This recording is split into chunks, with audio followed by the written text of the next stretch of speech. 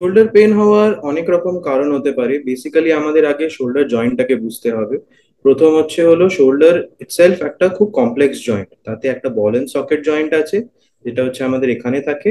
তার সাথে একটা কলার বোনের সাথে একটা জয়েন্ট তৈরি হয়, প্লাস পিঠের একটা হাড়ের সাথে জয়েন্ট তৈরি হয়। তো এই তিনটে হাড়ের মিলে একটা জয়েন্ট তৈরি হয়, যেটাকে আমরা শোল্ডার জয়েন্ট বলি। মেন যেটা পেনের প্রবলেম এক দুভাবে প্রথমে ভাগ করে নিতে হয়। একটা ইয়াং পেশেন্টস এক ধরনের প্রবলেমের জন্য শোল্ডার পেন হয়, এবং ওল্ড এজে আরেক ধরনের পেশেন্ট একরকম কারণের জন্য শোল্ডার পেন হয়। সো ইয়াং পেশেন্টস এ মোস্টলি যেটা হয় আমরা দেখতে পারি কোনো ইনজুরি, পড়ে যাওয়া বা অ্যাক্সিডেন্টের পর হয়, বা স্পোর্টস পার্সনদের মধ্যে অনেক সময় এই শোল্ডার পেন গুলো দেখা যায়, যেখানে ওদের রিপিটেড এক ধরনের মুভমেন্ট করতে হয়, যেটাকে আমরা বলি রিপিটেটিভ ট্রমা। তার জন্য অনেক রকম যেটা অসুবিধা হয় এক তাদের এরকম বল ছুটতে গেলে, বা যেরকম যারা ব্যাডমিন্টন প্লেয়ার হয় তাদের ওভারহেড মানে মাথার উপরে কিছু মারতে গেলে, স্ম্যাশ করতে গেলে তখন তাদের পেন হয়। সেটা এক ধরনের কারণ হতে পারে। আবার ওল্ড এজে জিনিসটা একদম পুরো অন্যরকম হয়ে যায়। ইউজুয়ালি ওল্ড এজে আমরা যেটা দেখি কোনো রকম ইনজুরি ছাড়াই পেশেন্টরা ইউজুয়ালি শোল্ডার পেন কমপ্লেন করে। তো সেখানের কারণ বয়সের সাথে সাথে শোল্ডারটা ইউজ করতে করতে অনেক ওয়্যার এন্ড টিয়ার হয়। তো সেটার জন্য ওয়্যার এন্ড টিয়ার প্রাইমারিলি হয় যেটাকে আমরা বলি রোটেটর কাফ, যেটা দড়ির মতন কয়েকটা জিনিস, যেটাতে আমরা এরকম করে শোল্ডার গুলোকে মুভ করতে সাহায্য করে। রোটেটর কাফের ইনজুরি ইউজুয়ালি হয় অনেক সময় এক ধরনের কাজ করতে করতে, বা আনকাস্টমড কাজ করতে গেলে। হঠাৎ অনেকে বলেন কি একদিন আহ, আহ, একটা কোনো রকম এক্সেস কাজ হয়ে গেছে, তারপর থেকে আমার এরকম কাঁধে ব্যথা শুরু হয়। তো এই রোটেটর কাফটা ইউজুয়ালি ইনজিওর্ড হয়ে গেলে তখন আমরা এরকম ব্যথা দেখতে পাই। এটা তো গেল এক এক নম্বর কারণ, যেটার জন্য ওল্ড এজে আমরা রোটেটর কাফ পেন দেখতে পাই। দু নম্বর কারণ যেটাকে আমরা বলি ফ্রোজেন শোল্ডার। ফ্রোজেন শোল্ডার এমন একটা সিচুয়েশন যেখানে শোল্ডারটা পুরো জমে যায়, মানে পেশেন্ট যে কোনো মুভমেন্ট করতে পারে না, একটু মুভমেন্ট করতে গেলেই তার ব্যথা হয়। ইউজুয়ালি পেশেন্টরা অনেক সময় হয়ে যায় কি রাত্রিবেলা তাদের ঘুমের ব্যাঘাত ঘটে, ঘুম থেকে তারা উঠে যায় এই ব্যথার জন্য। আর তিন নম্বর কারণ আর্থ্রাইটিস। আর্থ্রাইটিস বেসিক্যালি আমাদের শোল্ডার জয়েন্টে অনেক রকম কার্টিলেজ থাকে। সেই কার্টিলেজটা ঘষে গেলে, বিভিন্ন কারণ তার হতে পারে, সেটা ঘষে গেলে আর্থ্রাইটিসের জন্য শোল্ডার পেন হতে পারে। তো বেসিক্যালি এই কটা কারণের জন্যই আমরা কিন্তু পেশেন্টের মধ্যে শোল্ডার পেনের সিমটম গুলো অবজার্ভ করি। শোল্ডারের যে সিমটম গুলো আমরা দেখতে পারি যদি বয়সের জন্য কারোর রোটেটরের মানে শোল্ডার পেন হয়, তাতে মেন যেটা হয় এক পেশেন্টের একটা স্পেসিফিক আর্ক অফ মুভমেন্টে ওঠাতে গেলে ব্যথা হয়। হাতটাকে এরকম ওঠাতে গেলে 90 ডিগ্রি অব্দি ইউজুয়ালি খুব একটা অসুবিধা হয় না, তার উপরে ওঠাতে গেলে ব্যথা হয়। এই জিনিসটা আমরা ইউজুয়ালি দেখতে পারি ইমপিঞ্জমেন্ট সিন্ড্রোম। ইমপিঞ্জমেন্ট কি হয়, যেরকম আমি বলছিলাম যে আমাদের এই পিঠের হাড়টা আছে, সেটা যদি অনেক সময় বেড়ে গিয়ে আমাদের যে ওই দড়িগুলোর উপর চাপ দেয়, রোটেটর কাফ, সেটার জন্য ব্যথা হতে পারে। অনেক সময় হয় কি আমাদের ওই হাড়, যে হাড়টা এখানে আছে প্লাস এই দড়ির মধ্যে একটা কুশন মতন থাকে, যেটাকে আমরা বার্সা বলি। ওই বার্সাটাতে যদি অনেক সময় ইনফ্লামেশন হয়, তার জন্য ব্যথা হতে পারে। তো এটাতে আমরা ইউজুয়ালি দেখি একটা স্পেসিফিক ডিগ্রির উপর কাঁধটাকে ওঠাতে গেলে তখন ব্যথা হচ্ছে। আরেক রকম ব্যথা হয় যেটা পেশেন্টের যে কোনো রকম মুভমেন্ট করতে গেলেই ব্যথা হচ্ছে, পেশেন্ট মানে একটু হাত নাড়াতে গেলেই সে ব্যথা পায়। আরেকটা যেটা আমরা কমনলি অবজার্ভ করি পেশেন্ট যেটা আমাদের বলে যে অনেক সময় রাত্রিবেলা ঘুমের জন্য তাদের আহ, ব্যথার জন্য তাদের ঘুম ভেঙে গেছে। এই জিনিসগুলো আমরা ইউজুয়ালি দেখতে পারি ফ্রোজেন শোল্ডার। তার সাথে অনেক সময় ফ্রোজেন শোল্ডার সাথে সাথে রোটেটর কাফেরও কিছু প্রবলেম থাকে, যেটাকে আমরা রোটেটর কাফ আর্থ্রোপ্যাথি বলি। সেই দুটোর জন্য এরকম ইউজুয়ালি সিমটম পাওয়া যায়, যে পেশেন্টের মোস্টলি হয় ব্যথা, এবং তার সাথে কিছুটা হাত নাড়াতে গেলে অসুবিধা হয়, যেটাকে আমরা বলি restriction of movement. Shoulder pain diagnose করার ইউজুয়ালি উপায় প্রথম জিনিস যেটা আমাদের বুঝতে হবে যে শোল্ডার পেনকে আমাদের প্রথমে ঘাড়ের ব্যথা থেকে আলাদা করতে হবে। কারণ ঘাড়ের ব্যথার সঙ্গেও কিন্তু শোল্ডার পেন আসতে পারে। তো প্রথম যেটা আমরা ইউজুয়ালি আমি আমার পেশেন্টদের বলি বা জিজ্ঞেস করি আপনার ব্যথাটা কোথায় হয়। শোল্ডার পেনের ব্যথা যদি আপনি এরকম করে আমরা হাত রাখি, এই জায়গাটাতে যদি আমাদের ব্যথা হয়, সেটা ইউজুয়ালি শোল্ডার পেনের জন্য হচ্ছে। কিন্তু যদি ব্যথাটা এইখান থেকে বা এখানে আসে, এটা কিন্তু ঘাড়ের ব্যথার জন্য। সবসময় এটা ঠিক নয়, কারণ অনেক সময় কি হয়, যাদের লং স্ট্যান্ডিং বা অনেক দিন ধরে শোল্ডার পেন আছে, তারা ট্রিক মুভমেন্ট করতে করতে কিন্তু এখানেও একটা ব্যথা করে ফেলে।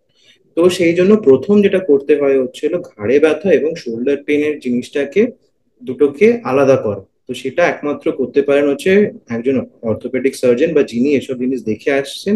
তিনি কয়েকটা সিম্পল টেস্ট নিজের ক্লিনিকে বসে করে সেটা বুঝে নিতে পারে। কিন্তু প্রাইমারিলি যদি কেউ বাড়িতে বসে বুঝতে চান তাহলে আমি বলবো একটা ভাবে যেটা নিজেকে একটু আইডেন্টিফাই করতে পারেন হচ্ছিল যদি এখানে ব্যথা হয় that is usually shoulder pain. যদি এখান থেকে ব্যথাটা কাঁধের দিকে নেমে আসছে তাহলে সেটা কিন্তু ঘাড়ে ব্যথা। এটা তো হলো কয়েকটা যেটা আপনি নিজে বুঝতে পারবেন। তারপরে আপনার ডাক্তার বা অর্থোপেডিক সার্জনের কাছে গেলে তিনি কয়েকটা সিম্পল টেস্ট করে বুঝে নিতে পারবেন যে ব্যথাটা আপনার ঘাড়ের জন্য হচ্ছে না শোল্ডারের জন্য হচ্ছে। এবার যদি সে এক্সামিন করে আহ, মানে ভাবে যে হ্যাঁ জিনিসটা রোটেটর কাফ আর্থ্রোপ্যাথি বা রোটেটর কাফের জন্য হচ্ছে কি ফ্রোজেন শোল্ডার আছে, তার জন্য দুটো সিম্পল টেস্ট আছে। একটা হচ্ছে ইউএসজি তে করা যেতে পারে, বা তার থেকেও ভালো আমরা ইনফরমেশন পাই হচ্ছে এমআরআই। এমআরআই কেন লাগে হচ্ছে কারণ যেরকম আমি বললাম এইগুলো হচ্ছে সব সফট টিস্যু মাসেলের প্রবলেম। তো সেই জন্য এগুলো আমরা এক্স রেতে দেখতে পাবো না।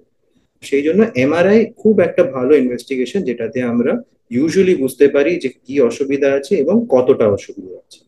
অন্যদিকে যদি আহ, কেউ এক্সামিন করে অর্থোপেডিক সার্জন এক্সামিন করে যদি দেখেন যে হ্যাঁ এটা আর্থ্রাইটিস এর জন্য হচ্ছে, তখন একটা সিম্পল এক্স রে করলেও কিন্তু বোঝা যায়। তো ইউজুয়ালি আমার কাছে পেশেন্ট আসলে যেটা প্রথম করা হয় হচ্ছে হলো একটা এক্স রে। এক্স রেতে যদি হ্যাঁ দেখে বোঝা গেল যে আর্থ্রাইটিস আছে তাহলে আর ফার্দার কোনো ইনভেস্টিগেশন লাগে না। কিন্তু যদি দেখা গেল যে খুব একটা চেঞ্জেস নেই এবং আমি পরীক্ষা করে বুঝতে পারছি যে রোটেটর কাফের প্রবলেম থাকতে পারে, তাহলে কিন্তু একটা এমআরআই করা অত্যন্ত আবশ্যক। ফ্রোজেন শোল্ডার হচ্ছে এমন একটা জিনিস যেটা কিন্তু ইউজুয়ালি আমরা বলি হচ্ছে সেলফ লিমিটিং ডিজিজ। মানে এই ডিজিজটা একটা পয়েন্টের পর নিজে নিজে ঠিক হয়ে যাবে। ইউজুয়ালি এই রোগগুলো আমরা দেখতে পারি হচ্ছে ডায়াবেটিক্স এর মধ্যে। অনেক সময় যাদের সুগার কন্ট্রোল ঠিক থাকে না তাদের মধ্যে এই জিনিসগুলো বেশি করে দেখা যায়। তো সিম্পল একটা সুগার কন্ট্রোল করলে অনেক সময় দেখা যায় পেশেন্টের পেন কমে গেছে। তার সাথে যেটা আমরা বলি হচ্ছিল শোল্ডারটাকে ইউজ করুন, বিভিন্ন ধরনের ব্যায়াম করুন, নিজের শোল্ডারটাকে আটকে রাখবেন না। অনেক হয় যারা 20% তাদের কপাল খারাপ বা কি বলবো, যাদের কিন্তু এরকম এক্সারসাইজ করে বা ইউজ করে ঠিক হয়, তাদের জন্য তখন হয়তো একটা লোকাল কোনো ইনজেকশন দেওয়া যেতে পারে, যেরকম হচ্ছে লোকাল স্টেরয়েড দেওয়া যেতে পারে। তার সাথে অনেকে আবার কিছু অ্যানাস্থেটিক ওষুধ মিশিয়ে দেন যাতে স্টেরয়েডটা দিলে ইনফ্লামেশনটা কমে যায় এবং অ্যানাস্থেটিক ড্রাগটা দিলে যেহেতু ব্যথা কমে যাচ্ছে উনি যত ইউজ করবেন শোল্ডারটারও ফ্রি হয়ে যায়। একদম লাস্ট রিসর্ট হচ্ছে হলো সার্জারি, যেটা হচ্ছে 5% লোকে লাগে। সেটা বেসিক্যালি একটা আপনার যেটা আমরা বলি আর্থ্রোস্কোপি বা কি হোল সার্জারি, সেটা দিয়ে ঢুকিয়ে আমরা শোল্ডার জয়েন্টটাকে একটু জাস্ট ছাড়িয়ে দিই, তাতে পেশেন্টের এই যে রেস্ট্রিকশন অফ মুভমেন্ট আর পেন তো সেটা শেষ হয়ে যায়। এটা তো গেল হচ্ছে ফ্রোজেন শোল্ডার। এবার যদি আসি হচ্ছে আমরা রোটেটর কাফ টিয়ারের জন্য। রোটেটর কাফ টিয়ারের জন্য যদি এমআরআই তে দেখা যায় যে হ্যাঁ ছোট টিয়ার আছে, তাহলে আমরা ইউজুয়ালি পেশেন্টকে বলি আপনি 1 মাস ব্যায়াম করুন। অনেকে দেখা যায় কি ব্যায়াম করে শোল্ডারের উপর কাজ করে বা শোল্ডারের বাকি মাসেল গুলোকে যদি আমরা মানে অ্যাক্টিভ করতে পারি তাহলে শোল্ডারের অন্য মাসেল গুলো কিন্তু রোটেটর কাফের কাজটা করে দিতে পারে।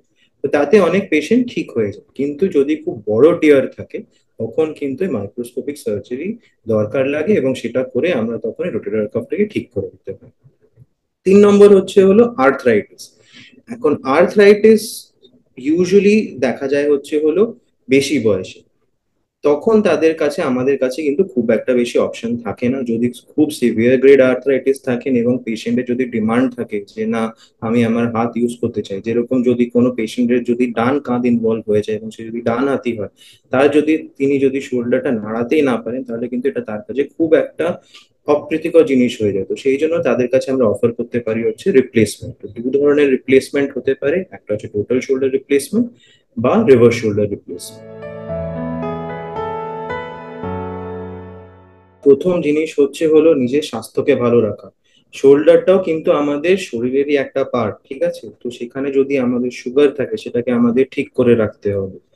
ফিজিক্যালি অ্যাক্টিভ থাকতে হবে, ফিজিক্যালি অ্যাক্টিভ থাকলেই আমাদের শোল্ডার ইউজ হবে, শোল্ডারের মোবিলিটি থাকবে, তাহলে ফ্রোজেন শোল্ডার হবে না। এবং স্ট্রিক্ট সুগার কন্ট্রোল রাখলে ইউজুয়ালি ফ্রোজেন শোল্ডারের রেকারেন্স মানে বারবার ফ্রোজেন শোল্ডার হওয়া সেটাও কিন্তু অনেকটা কমে যায়। তার সাথে হচ্ছে হলো নিয়মিত নিজের ব্যায়াম করুন, শোল্ডার মোবিলিটি এক্সারসাইজ করবেন।